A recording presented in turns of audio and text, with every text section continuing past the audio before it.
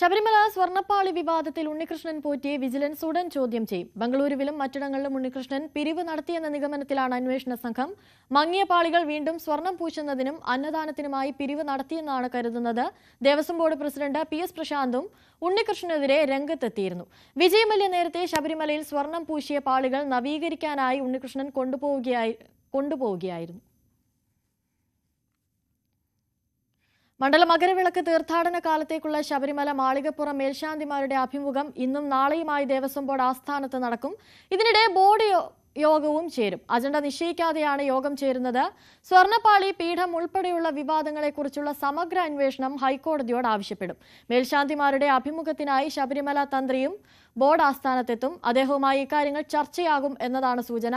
ശബരിമല മേൽശാന്തി അഭിമുഖത്തിന് 53 പേരും മാളികപ്പുറം മേൽശാന്തി അഭിമുഖത്തിന് 36 പേരുമാണ് യോഗ്യത നേടിയത്. മേൽനോട്ടത്തിനായി ഹൈക്കോടതി retired judge justice TR Ramachandran നായരെ ഹൈക്കോടതി നിരീക്ഷകനായി നിയമിച്ചിട്ടുണ്ട്.